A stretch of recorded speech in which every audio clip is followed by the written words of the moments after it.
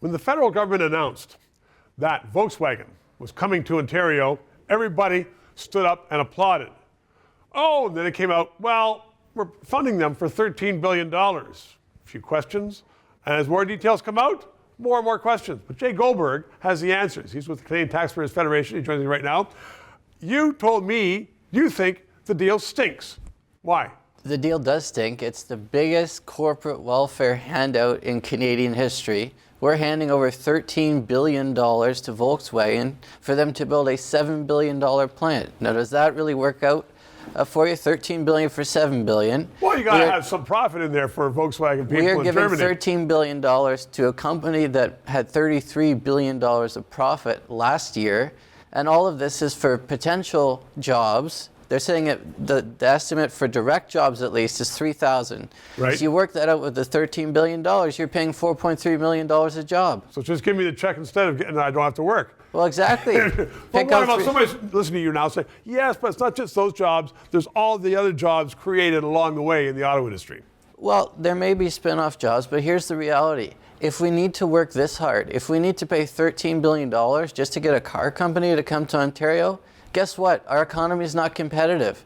And you can't just cherry pick certain companies and get them here with billions of taxpayer dollars. We need to make it more competitive, more attractive for businesses to come to Canada, to come to Ontario. Not just one company that gets a handout, but all kinds of companies. Where we played, not we, not you and I, but where our officials and the federal government, Champagne and the Prime Minister, played for suckers on this? Because they said, otherwise we wouldn't have the factory.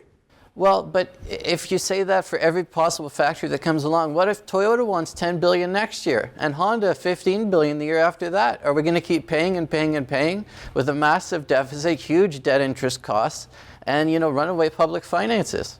So really, but I mean, the story is that it was otherwise going to go to the United States because the states, both federally and the states, give a lot of money to these companies. So should we let them be foolish and not us? Well, listen, if your friend does something silly, I think your parents told you when you were quite young, don't do the same thing just because they're doing it. We don't have to.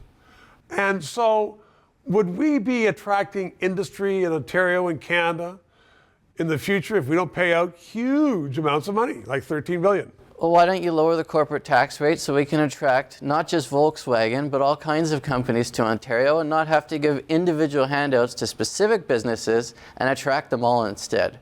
And maybe have a good workforce and mine our resources so that there's some advantage to working in Canada. Absolutely. Wow, what a unique idea. Jay Goldberg, thank you very much. 3 minutes. Justin Trudeau is now on the record as saying that social media is destabilizing. And he wants to bring in censorship to determine what can be put on and not on social media.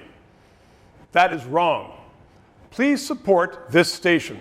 And please add your address so I can write you a letter and thank you for supporting freedom of speech.